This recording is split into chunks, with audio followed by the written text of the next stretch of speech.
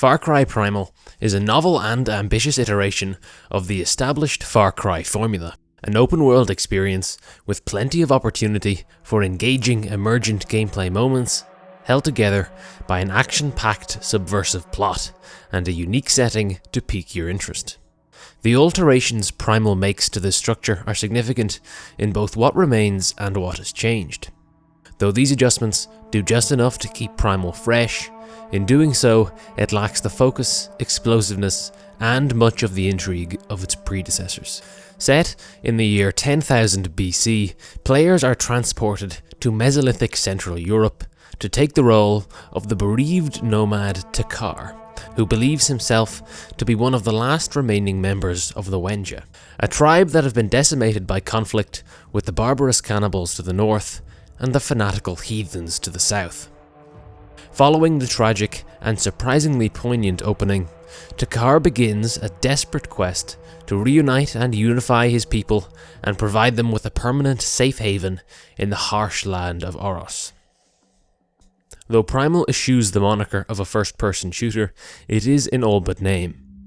The game attempts to shift the overall balance away from shooting mechanics with the inclusion of numerous melee options. These are, however, rarely useful beyond the conservation of ammunition when engaging with single enemies, as the majority of playtime is split between stealth, when you have time to take careful aim, or when dealing with multiple threats in fully open warfare, when dispatching enemies quickly and remotely is crucial. Players, therefore, will undoubtedly find themselves more attracted to the many incarnations of the bow or the throwable spear. There is a sublime feeling to executing a well-timed headshot in the heat of battle with the bow, as the quick loosing of the arrow is perfectly redolent of the release of the trigger on the controller. It's also exceptionally satisfying to impale a fleeing barbarian by flinging a well-crafted spear through the back of his chest, a sensation that's the result of a slight heaviness and slowness of its release, and the forceful animation of the player character. Moreover, the game creates interesting facsimiles for most recognizable contemporary items and weapons, such as shards in the place of throwing knives and clay pot bombs for grenades, which are, as you can imagine, the perfect complement to the shooter playstyle. Despite the wonderful tactile feedback to the use of weapons in isolation, these are feelings that seem, after extended use, best kept to a minimum. A significant issue that arises from the lack of usefulness of melee is that extended time spent dispatching onrushing enemies with the bow in tight quarters can quickly begin to feel laborious. The slow cycle of drawback, aim, then release is one step more than the traditional cycle of aim then fire in a standard shooter.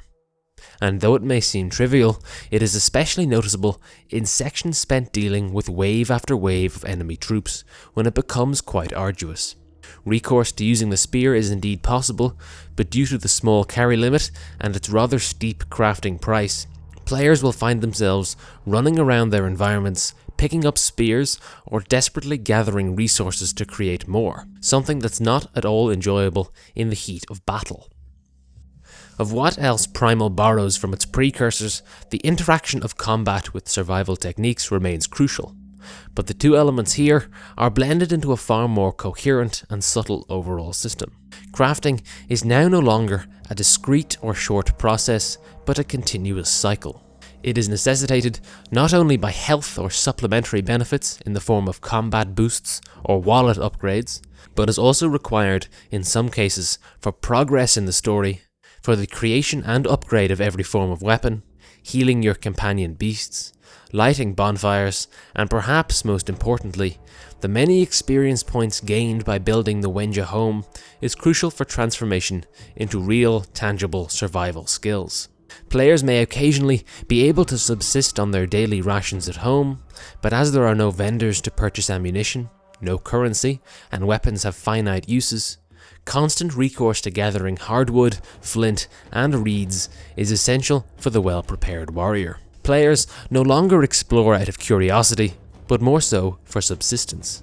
This is an excellent mechanic in increasing players' involvement in their surroundings by recognizing what resources can be found in certain areas of the map, but lacks enough variety to maintain players' interests for long. However, after time, when interest in exploration naturally wears thin, and players begin to feel more familiar with their surroundings, this begins to feel hollow and inconvenient. Due to the sheer amount of hardwood or southstone you must collect to fully upgrade the village, or that is necessary to keep you stocked with enough arrows or spears, soon players will become a caveman, navigating only by reference to their minimap for the nearest resource out of sheer necessity, rather than as a means of interacting with their environments more thoroughly as intended.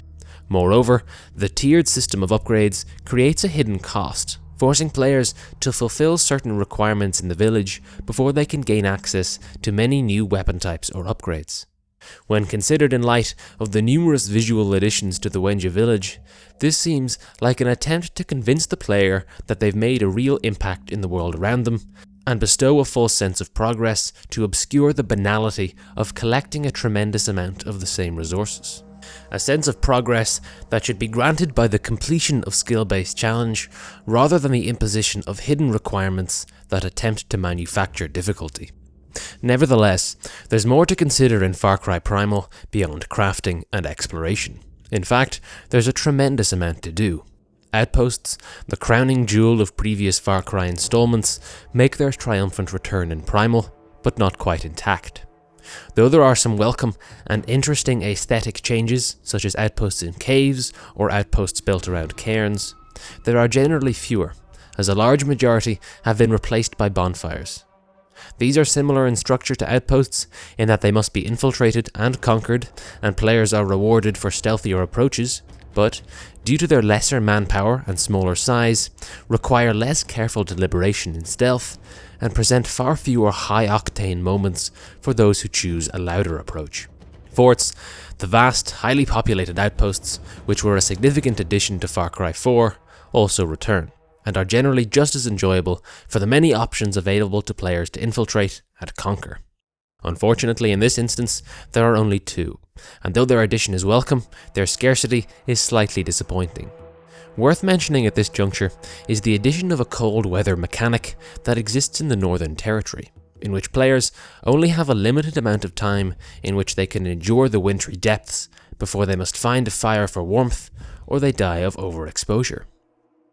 This is noteworthy for what could potentially have been a clever mechanic for players when carefully and methodically infiltrating an outpost, as it would have been an interesting stipulation that players must take into account when plotting their maneuvers, and is something that could easily be replicated in the sunny south of the map as heatstroke, in which players must regularly seek shade. However, with the ability to upgrade your clothes to a point where this isn't even a consideration, it becomes completely extraneous, never utilised in any meaningful way, and seems there only as a means of preventing players from straying too far north during the beginning of the game.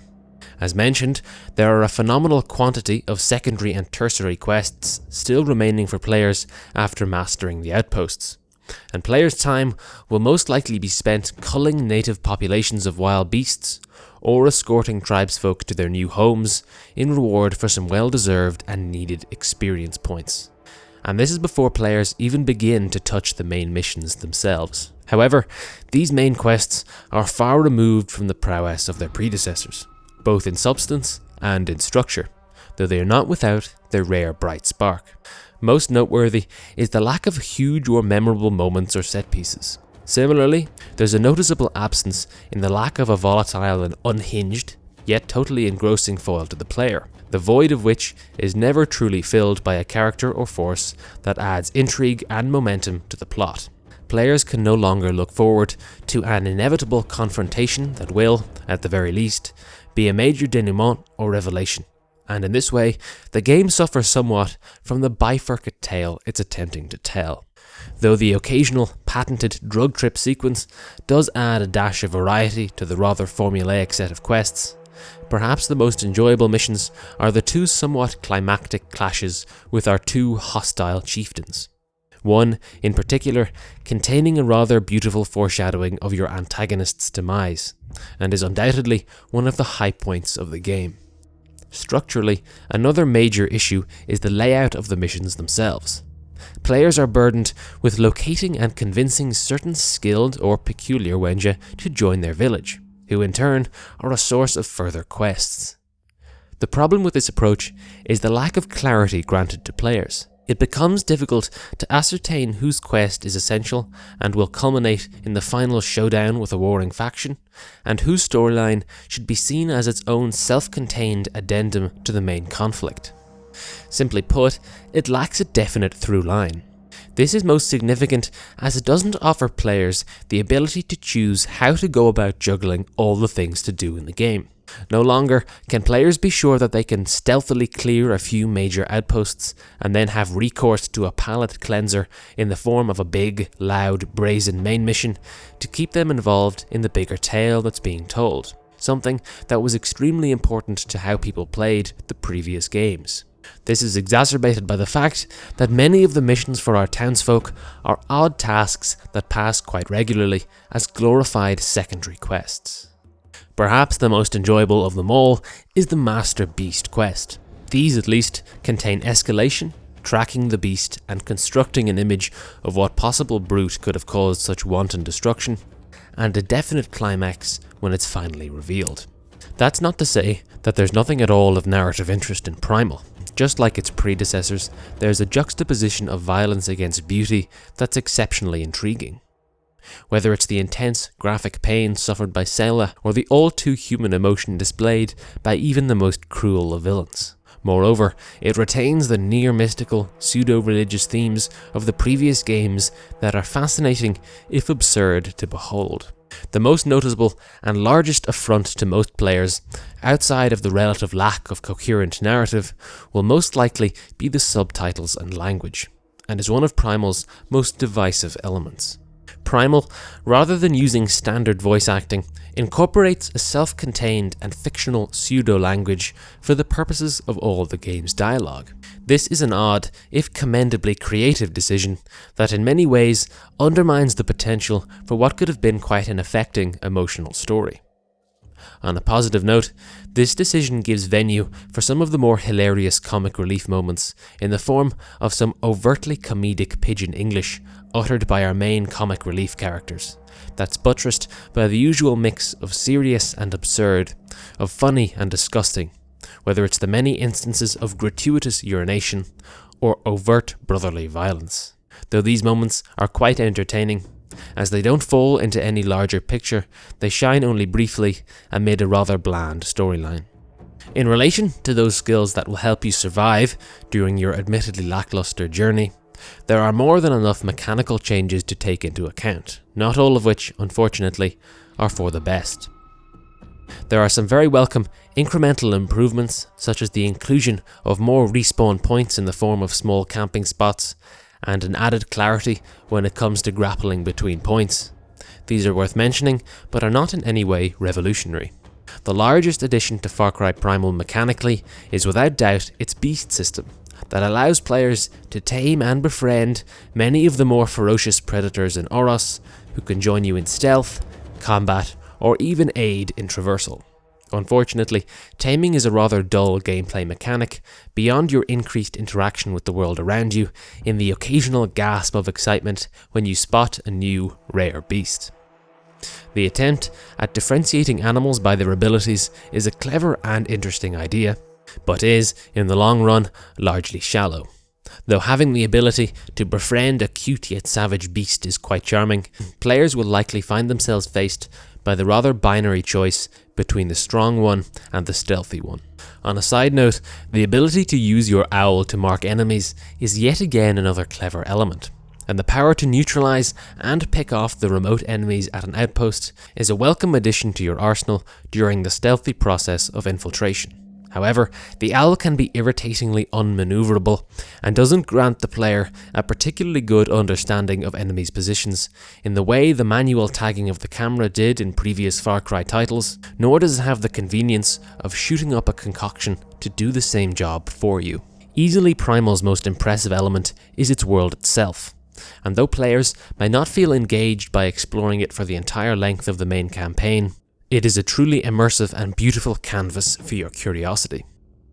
The game's day and night cycle not only adds some mechanical depth to the land of Oros by the inclusion of rare plants and animals only found at night, but spotting the piercing yellow glare of a wolf's eyes through the woodland twilight, or watching the morning sunlight stream through the branches of the tall redwood forest, is absolutely stunning, and will undoubtedly be a joy to explore for most. Furthermore, sublime sound design is the perfect complement to the visual fidelity, and the chorus of growls, roars, hoots and crickets of the forest wildlife is incredibly successful in creating an authentic atmosphere. Moreover, the sheer vertical size of the redwood imposes a scale that makes players feel small and insignificant, while the lack of an immediate ability to traverse the map quickly means that players, for better and worse, must work their way more slowly and deliberately to each objective.